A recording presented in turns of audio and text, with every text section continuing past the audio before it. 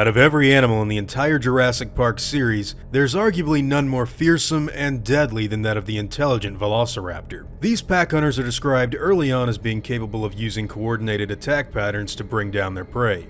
In the film, Dr. Alan Grant gives us a good amount of information on the animals after he describes their terrible hunting patterns to a pretty rude child at a dig site. And later on in the same film, we actually get to see the animals perform this exact strategy on famed Jurassic Park game warden, Robert Muldoon. Clever girl. Velociraptors are definitely a major component of this chaos-driven film series, but their humble beginnings happen to reveal even more information to us than what we got to see in that 1993 movie. You see, in the novel, it's revealed that raptors and man have a certain relationship that was formed early on in the park's development. Something happened between these two species that would eventually culminate in some pretty terrible behavior from these Cretaceous beasts.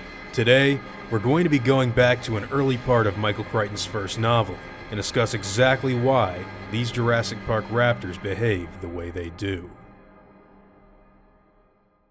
Grant walked with Ellie and Malcolm around the back of the main building, with the kids tagging along. "What do you know about Velociraptor?" Grant asked Tim. He was just making conversation. "It's a small carnivore that hunted in packs, like Deinonychus," Tim said. "That's right," Grant replied, although Deinonychus is now considered one of the Velociraptors. Evidence for pack hunting is all circumstantial. We derive it in part from the appearance of the animals, which are quick and strong, but small for dinosaurs. We assume they hunted in groups if they were to bring down larger prey. And of course, raptors were large-brained, more intelligent than most dinosaurs. Malcolm began to ask Grant a question. "How intelligent is that?" "Depends on who you talk to," Grant said. "Just as paleontologists have come around to the idea that dinosaurs were probably warm-blooded, a lot of us are starting to think some of them might have been quite intelligent too, but none of us know for sure."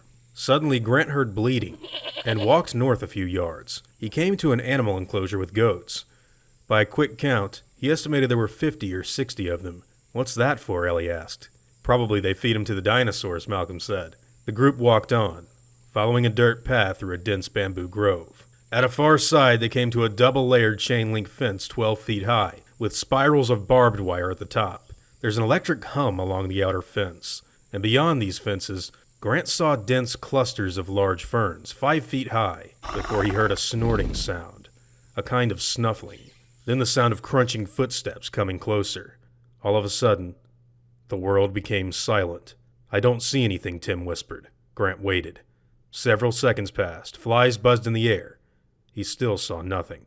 Ellie tapped him on the shoulder and pointed, and there amid the ferns, Grant saw the head of an animal, motionless, partially hidden in the fronds, the two large dark eyes watching them coldly. The head was 2 feet long. It had a pointed snout and a long row of teeth. The head reminded him of a large lizard, or even a crocodile. The eyes did not blink, and this animal did not move. As Grant watched, a single forelimb reached up very slowly to part the ferns beside the animal's face. The limb that Grant saw was strongly muscled. The hand had 3 grasping fingers, each ending in curved claws. It gently, slowly pushed aside the ferns, and Grant felt a chill before thinking, "He's hunting us." For a mammal like man, there was something indescribably alien about the way reptiles hunted their prey. It's no wonder that men hated them.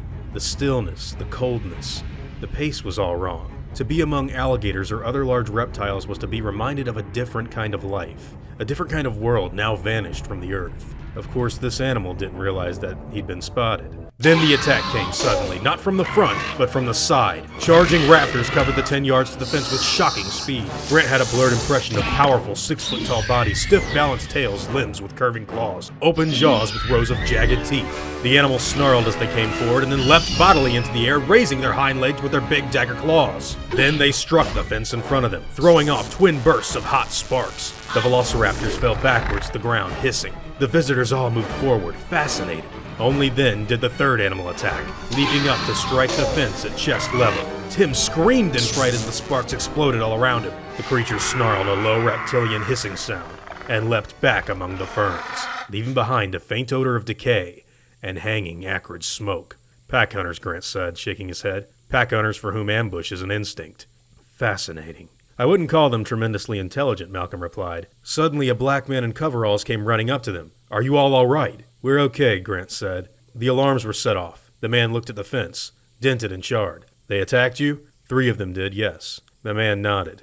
"They do that all the time. Hit the fence, take a shock, They never seem to mind. Not too smart, are they? Malcolm replied. The park worker paused and squinted at Malcolm in the afternoon light. Be glad for that fence, senor, he said, before turning away. As the group walked on, they began to converse. Malcolm wanted to talk to Dr. Grant. Is that a persuasive animal to you? Is that, in fact, a dinosaur? He asked. I'd say so, yes, Grant said. And that coordinated attack behavior? Grant went on to say that it's to be expected. According to the fossil record, packs of raptors were capable of bringing down animals that weighed 1,000 pounds. Coordination would be required. And those dinosaurs were, in fact, attacking us, Malcolm asked. Yes, Grant replied. They would kill us and eat us if they could, Malcolm said. I think so, Grant replied. The reason I ask, Malcolm went on, is that I'm told large predators such as lions and tigers are not born man-eaters. These animals must learn somewhere along the way that human beings are easy to kill. Only afterward did they become man-killers. Yes, that makes sense, Grant went on. Well, these dinosaurs must be even more reluctant than lions and tigers. After all, they come from a time before human beings, or even large mammals existed at all. God knows what they think when they see us. So I wonder, have they learned, somewhere along the line, that humans are easy to kill? The group fell silent as they walked. In any case, Malcolm said, I'm going to be extremely interested in seeing that control room now.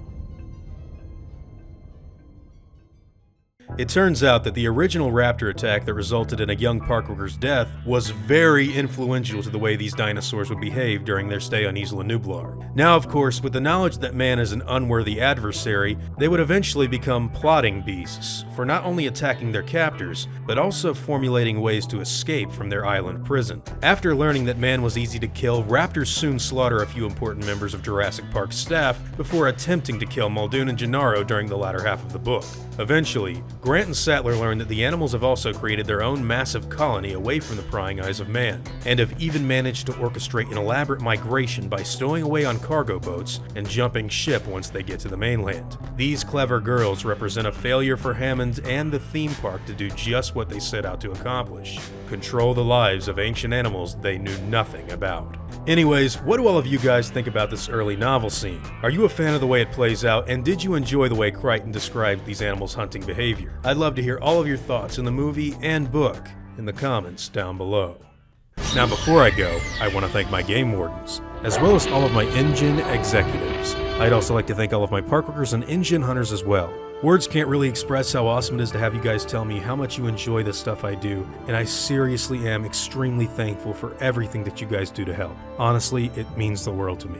Now I'd like to thank you all for watching this video, and hope that you all enjoy today's content. If you feel like I deserve it, I'd appreciate the like, and hope that you'll consider subscribing if you are interested in hearing from me again. I'll see you all in the next video, guys, and as always, take it easy.